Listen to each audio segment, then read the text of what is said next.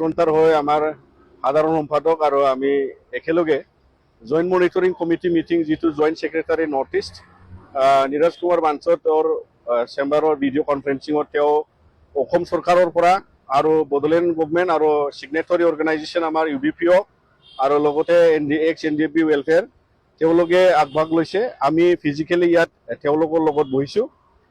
আজি যিহেতু বহুত দিনৰ মূৰত একৰ্ড ইমপ্লিমেণ্টেশ্যনৰ ৰিভিউ মিটিং হৈছে, ইয়াৰ লগত আমি যিখিনি এতিয়া একৰ্ড ইমপ্লিমেণ্টেশ্যনৰ মেইন ক্লজেছ পেণ্ডিং হৈ আছে, মেইনলি এইটোৰ বিষয়ত আমি আলোচনা কৰিছোঁ। আৰু এই কাৰণত আমি আপোনালোকৰ দ্বাৰা আজি অসম চৰকাৰ আৰু ভাৰত চৰকাৰক মেইন যিটো একৰ্ডৰ যি ইমপ্লিমেণ্টেশ্যন তাৰ ক্ষেত্ৰত গুৰুত্বপূৰ্ণভাৱে তেওঁলোকে যাতে আজিৰ মনিটৰিং মিটিঙৰ পৰা অনাগত দিনত অসম চৰকাৰ আৰু ভাৰত চৰকাৰে এইটো ইমপ্লিমেণ্টেশ্যনত আগবাঢ়িব। কিয়নো মেইন অবজেক্টিভটো হ'ল যে অগমেণ্টেশ্যন অফ বাউণ্ডাৰী যিটো আছিলে এইটোৰ বিষয় য'ত কমিশ্যন লেপছ হৈ গ'ল, ইয়াৰ কাৰণে কমিশ্যন গঠন কৰাৰ কাৰণে আমি আহ্বান জনাইছোঁ। আৰু ভাৰত সংবিধানত 125 যিটো এমেণ্ডমেণ্ট হ'ব লাগে, য'ত মানে 6 শিডিউল কাউন্সিলৰ পাৱাৰ এণ্ড ফাংচনছ এডিশ্যন হ'ব, চিটছ বঢ়োৱা হ'ব 46 মেম্বাৰৰ পৰা 60 মেম্বাৰ্ছলৈকে।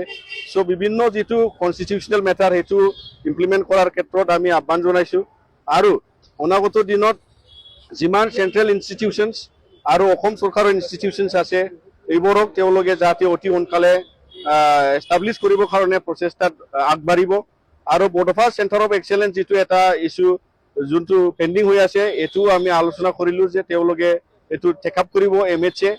আৰু ইয়াৰ লগত যিটো লং পেণ্ডিং ইছ্যু এটা আছে কাৰ্বি আংলঙৰ বড়োসকলৰ কাৰণে, য'ত তেওঁলোকে ST হিল ষ্টেটাছ তাত নাপায়, ইয়াৰ কাৰণে যিটো BTC একৰ্ড আৰু BTR একৰ্ডত লিপিবদ্ধ হৈ অহা আৰু এইটো ক্ষেত্ৰত ভাৰত চৰকাৰে ইমপ্লিমেণ্ট কৰাৰ ক্ষেত্ৰত অতি সোনকালে এইটো ডিচিশ্যন ল'ব লাগে বুলি আমি আকৌ দাবী জনাইছোঁ। কিয়নো আজি অসমত এটা বেলেগ আইনৰ দ্বাৰা যেনেকা UCCয়ে আমাৰ ট্ৰাইবেলবিলাকক এক্সাম কৰিছে শিডিউল ট্ৰাইবক, কিন্তু যদি কাৰ্বি আংলঙত বসবাস কৰা বড়োসকলে যদি ST নহয়, তেওঁলোকে যদি UCCত পৰি যায় তেতিয়াহ'লে মানে এইটো আমাৰ কাৰণে দুৰ্ভাগ্যজনক হয়।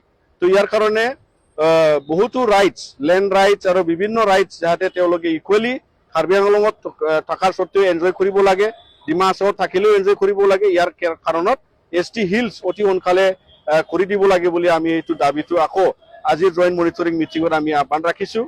আৰু অধিক গুৰুত্বপূৰ্ণ কথাটো হ'ল যে আমি একৰ্ড ইমপ্লিমেণ্টেশ্যন 6 বছৰ যিটো মুকলি হৈ গ'ল, আৰু ইয়াৰ ক্ষেত্ৰত আমি তেওঁলোকক আৰু ভাৰত চৰকাৰক আমি আহ্বান জনালোঁ যে বড়োলেণ্ডখনত যিহেতু প্ৰেচিডেণ্ট আছে যে BTC হোৱাৰ আগত 93ত এটা চুক্তি হৈছিলে BSC একৰ্ড, তাৰ 6 ইয়াৰ্ছৰ পাছত লগালগ 96ৰ বড়োলেণ্ড মুভমেণ্ট ষ্টাৰ্ট হৈছিলে।